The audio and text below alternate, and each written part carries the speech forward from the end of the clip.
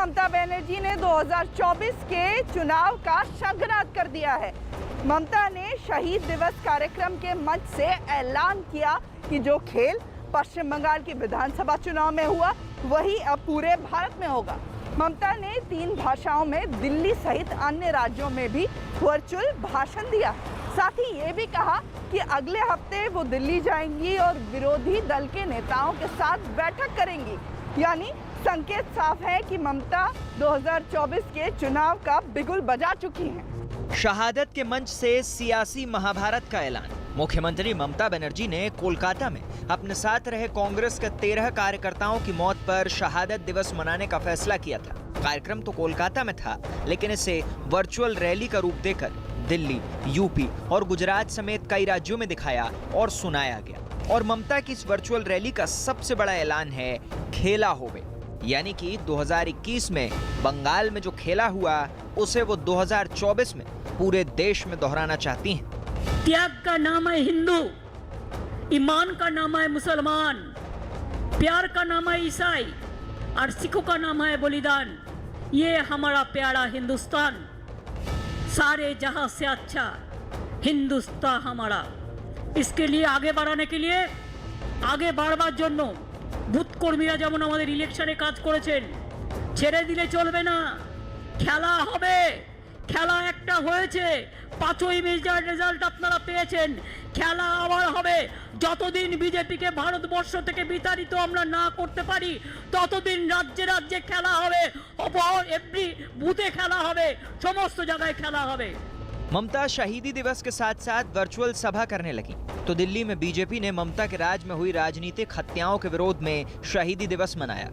कोलकाता में ममता ने अपने कार्यकर्ताओं को श्रद्धांजलि दी तो बीजेपी ने दिल्ली से लेकर कोलकाता तक बीजेपी और संघ कार्यकर्ताओं की हत्या के विरोध में प्रदर्शन किया। कुल मिलाकर बंगाल, दिल्ली, गुजरात और यूपी तक ममता के वर्चुअल संबोधन ने राजनीतिक हलचल मचा दी। कोलकाता में ममता के वर्चुअल भाषण ने दिल्ली में भी सियासी सरगर्मी बढ़ा दी, जहां पर ममता के इस भाषण को सुनने के लिए शरद पवार, पी चिदम्बरम सहित कई विरोधी दल के नेता कॉन्स्टिट्यूशन क्लब पहुंच गए। ममता ने उन्हें देखकर ये कहा कि वक्त आ गया है कि सभी विरोधी दल एकजुट होकर साथ बैठें और आगे देश किस दिशा में जा रहा है इस पर चर्चा करें। साथ ही ममता ने ये साफ कहा है कि विरोधी दलों को एकजुट होकर एक फ्रंट बनाना पड़ेगा जिसके जरिए बीजेपी का मुकाबला किया जा सके। बंगाली, हिंदी और अंग्रेजी, ममता बनर्जी ने अपनी बात देश के कई राज्यों तक पहुंचाने के लिए इन तीनों भाषाओं का इस्तेमाल किया और 2024 के राजनीतिक एजेंडे को आगे बढ़ाने के लिए उन नेताओं का स्वागत किया जो उनके वर्चुअल कार्यक्रम में शामिल हुए। ममता के कार्यक्रम में शामिल होने के लिए दिल्ली के कॉन्स्टिट्यूशन क्लब में एनसीपी अध्यक्ष शरद पवार और पार्टी नेता सुप्रिया सुले आए। कांग्रेस से पी चिदम्बरम और दिग्विजय सिंह पहुंचे। डीएमके से तिरुचि शिवाई, आरजेडी से मनोज झा शामिल हुए। आम आदमी पार्टी से संजय सिंह आए तो शिवसेना से सांसद संजय राउत भी ममता के कार्यक्रम में शामिल हुए और समाजवादी पार्टी से सांसद रामगोपाल यादव और जया बच्चन के अलावा अकाली दल से सरदार बलविंदर सिंह ममता के वर्चुअल कार्यक्रम में शामिल हुए। कोई मेरे को पूछता है बीजेपी कैसा पार्टी है, मैं तो कहने चाहूंगी कि बीजेपी एक हाई लोडेड वायरस पार्टी है। कोरोना का वायरस अब देखा, इससे बहुत सारे ज्यादा वायरस बीजेपी पार्टी में हैं।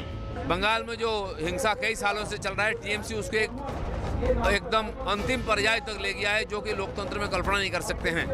चुनाव के बाद लगभग 45 कार्यकर्ता की हत्या हुई है। कल भी रायगंज में हमारे कार्यकर्ता की हत्या हुई, पेड़ में टांग दिया गया है। निशंस रूप से हमारे 175 कार्यकर्ता की हत्या हुई है। वो समाज के सामने, देश के सामने लाना चाहते हैं। बंगाल की चुनावी जीत ने ममता समेत विपक्ष को सियासी ऑक्सीजन जरूर दी है, लेकिन 2024 का लक्ष्य बहुत बड़ा है और वहां तक पहुंचकर बहुमत हासिल करने की मंजिल आसान नहीं है। इसके लिए ममता को बंगाल जैसा सियासी जादू पूरे देश में दिखाना होगा और टीएमसी या किसी भी दल के लिए अपने दम पर यह सब कर पाना फिलहाल नामुमकिन से कम नहीं है। इसलिए ममता की कोशिश है कि वो एनडीए के खिलाफ विपक्षी गठबंधन का चेहरा बन सकें।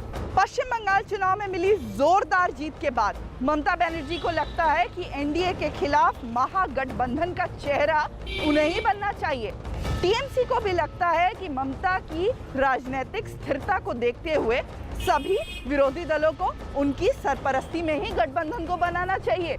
इस बीच खुद को देश का सबसे बड़ा विरोधी दल मानने वाली कांग्रेस को शायद ही ये मंजूर हो। ऐसे में अगर बिना कांग्रेस के कोई गठबंधन बनता है तो गुणा गणित बहुत मजबूत नहीं रहेगा।